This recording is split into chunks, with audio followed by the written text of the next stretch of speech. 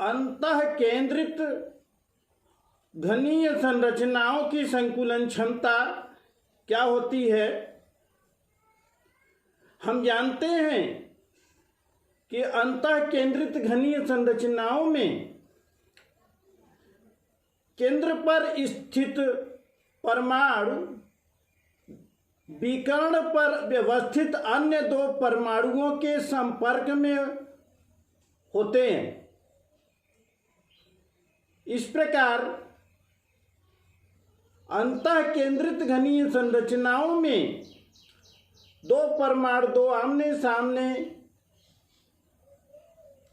कोनों पर होंगे तथा अंदर जो विकर्ण खींचा जाए उसके केंद्र में एक परमाणु होता है।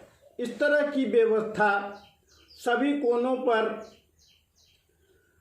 परमाणु होते हैं और अंदर विकर्ण पर एक परमाणु होता है। इस तरह से उस विकर्ण लाइन को देखें तो उससे बाहर के दो परमाणु टच रहते हैं, अर्थात परमाणुओं को गोले के रूप में लें तो कुल उस विकर्ण की लंबाई बीच वाले गोले की त्रिज्याएं और किनारे के दोनों गोलों की एक एक त्रिज्याएं मिलकर के विकर्ण की लंबाई बनती है, अर्थात 4r। तो आइए देखते हैं अंतः केंद्रित घनीय संरचनाओं में संकुलन क्षमता।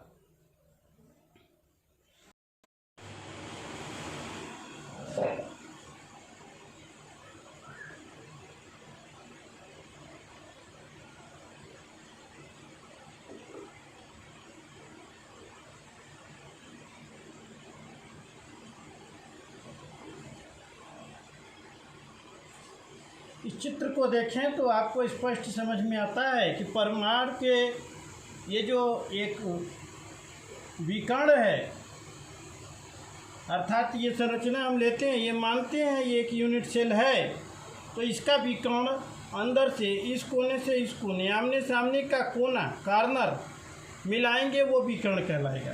तो इस विकर्ण पर कुल 3 परमाणु हैं, 2 विकर्ण कोनों पर हैं, एक अंदर है। कुल 3 परमाणु के संपर्क में इस तरह से मैंने एक परमाणु 2 परमाणुओं के संपर्क में है और इस पूरी संरचना में ये आधार, ऐसे आधार हम मान लेते हैं, ये अगर लंबाई चौड़ाई इसकी सबकी बराबर हो, कल्पना करें तो यह एक हमारा क्यूब हुआ, ऐसे हो गया। इसकी लंबाई चौड़ाई ऊंचाई सब बराबर क्यूब होता है। तो इसमें एक बेस को आधार को लें और ये मिला दें एक विकर्ण, तो ये त्रिभुज जो EFD देखते हैं इस तरह से, ये विकर्ण मिला दिया, ये विकर्ण है तो EFD ये त्रिभुज बनता है। ये समकोण त्रिभुज है। समकोण त्रिभुज में कर्ण का वर्ग बराबर लंब वर्ग धन आधार वर्ग होता है और इस कर्ण को हमने मान लिया लंबाई b है, तो हम कह सकते हैं कि त्रिभुज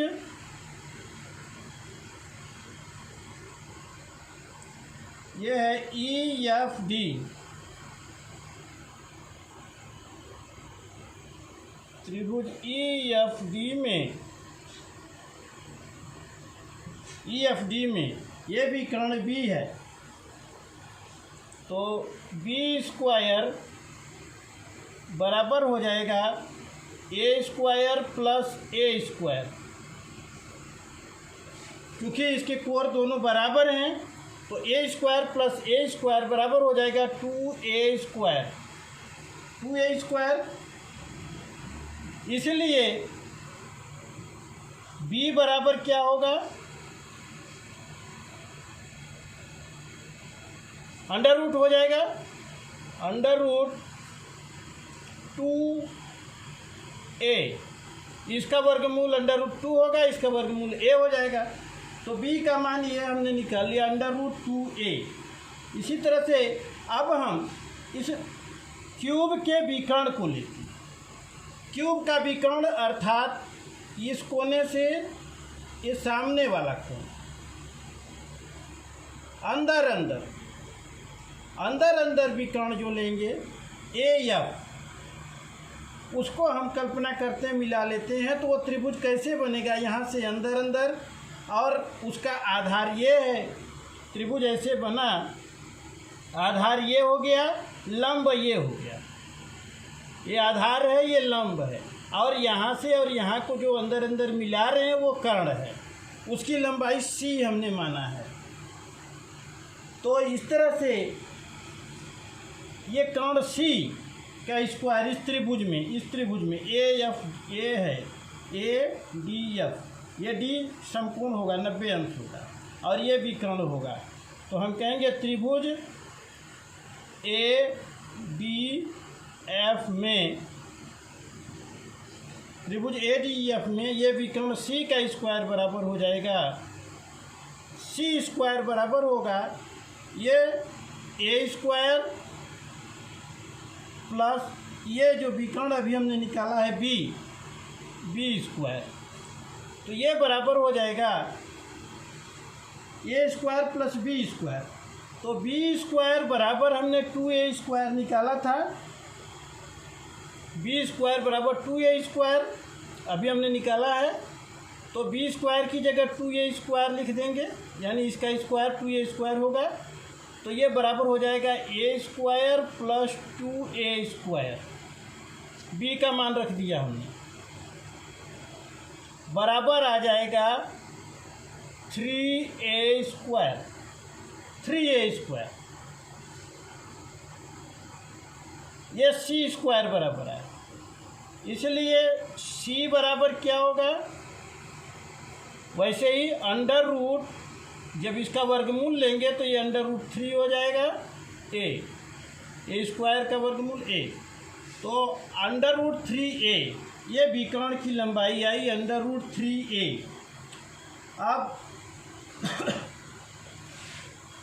ये अभी हमने कहा हाँ कि चूँकि विकर्ण में ये जो गोले हैं वो उनकी त्रिज्या हम r माने हैं, विकर्ण में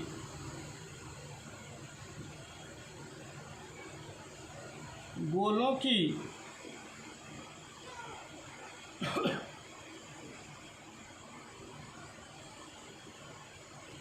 चार त्रिज्याएं,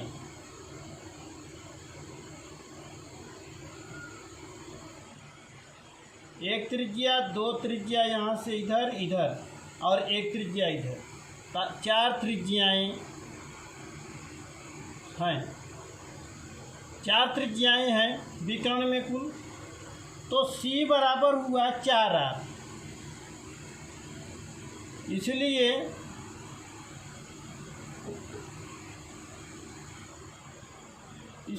C बराबर 4r, C बराबर 4r, और C बराबर कौणी में 3a लिखे हैं यहाँ, ये बराबर हम कह सकते हैं 4r बराबर अंडर रूट 3a, ये 4r है, और 4r अंडर रूट 3a के बराबर है, क्योंकि अभी हमने निकाला C का मान अंडर रूट 3a, तो 4r बराबर अंडर रूट 3a होगा, इसलिए a बराबर हो जाएगा, a बराबर ये इधर ला के कर देंगे पक्षांतर, तो हो जाएगा 4r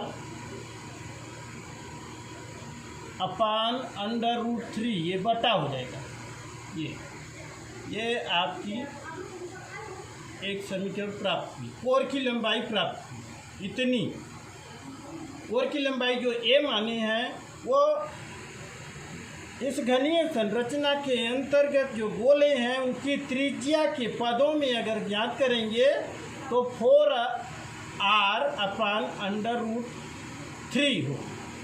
ये अब जो गोले हैं, ऐसी संरचना में कुल गोलों की संख्या दो होती है, हम जानते हैं।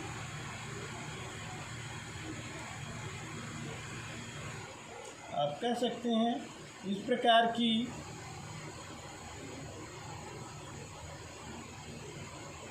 संरचना में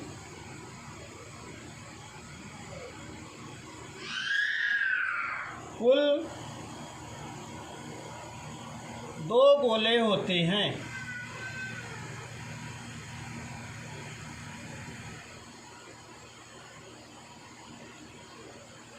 इस प्रकार की संरचना में कुल दो गोले होते हैं,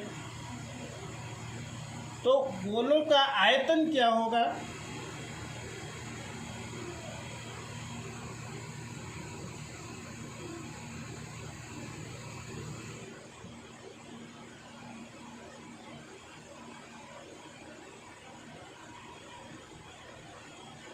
गोले का आयतन बराबर पता है आपको?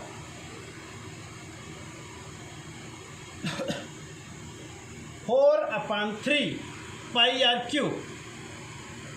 दो गोले हैं तो उसी का 2 गुना हो जाएगा, यानी 2 गुणित 4/3 पाई आर क्यूब, ये होगा। और घन का आयतन क्या होगा? ये तो गोले का आयतन हुआ, दो गोले का।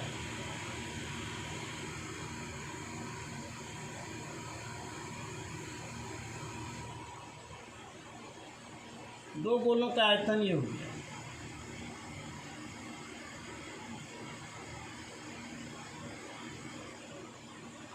घन का आयतन बराबर होता है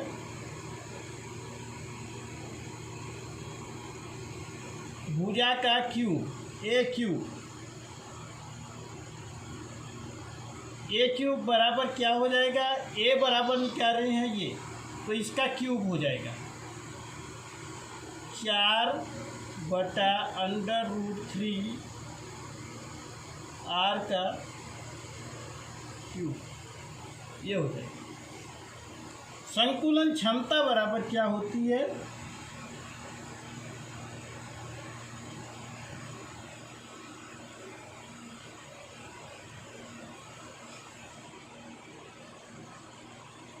आपको पहले भी बताया गया है, क्षमता, संकुलन क्षमता परसेंटेज में निकालेंगे तो यूनिट सेल की टोटल वॉल्यूम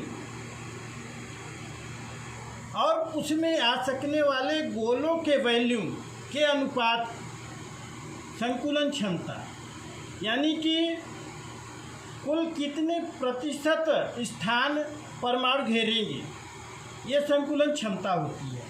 तो इसका फार्मूला होता है कि उस यूनिट सेल में गोलों का कुल आयतन बटा यूनिट सेल का कुल आयतन। आप कहेंगे यूनिट सेल अर्थात एकक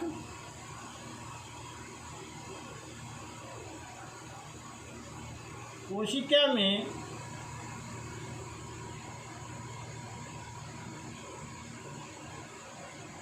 गोलों का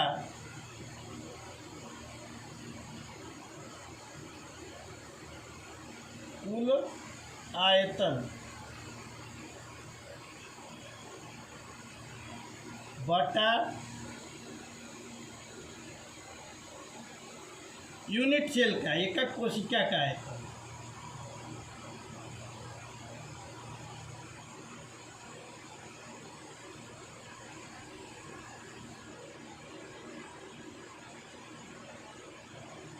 एकक कोशिका का कुल आयतन, ये होता है। अब प्रतिशत में क्षमता गुणित 100 हो जाता है, इतना प्रतिशत। अब एकक कोशिका में गोलों का कुल आयतन ये है और घन का कुल आयतन ये है, तो आप रख देंगे मान, ये बराबर हो जाएगा 2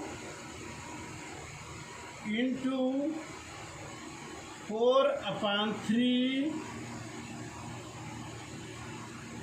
पाई are cube into 100 upon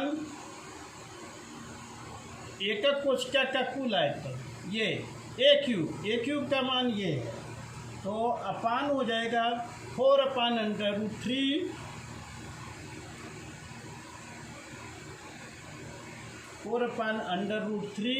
R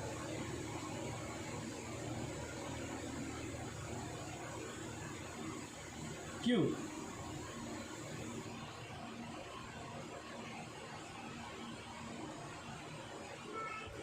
ऐसे कर देंगे, ये पूरे का क्यूब है, ये बराबर हो जाएगा 8/4 पाई आर क्यूब इंटू 100 बटा ये इतना प्रतिशत है भाई, तो बटा हो जाएगा 4 का क्यूब होगा, ये पूरे का क्यूब करेंगे आप, तो 4 का क्यूब हो जाएगा 64, 4 चौका 16 चौका 64 बटा करणी में 3 का क्यूब होता है 3 करणी में 3 और आर का क्यूब होगा आर क्यूब, इतना प्रतिशत। अब इसको सॉल्व करेंगे आप, आर क्यूब काट देंगे, पाई का मान 3.14 रख देंगे और ये सॉल्व करेंगे तो ये बराबर आपका आएगा लगभग 68%। इसलिए हम कह सकते हैं कि अंतःकेंद्रित घनीय संरचनाओं में अंतःकेंद्रित अर्थात केंद्र के घन के आंतरिक विकर्ण पर यदि एक परमाणु स्थित हो और उसके कोनों पर परमाणु स्थित हो तो ऐसी संरचना में परमाणु कुल 68% स्थान घेरेंगे, अर्थात यह 68% परमाणुओं को धारण कर सकती है, इतनी इसकी पावर है, कैपेसिटी है, 68% क्षमता। ओके।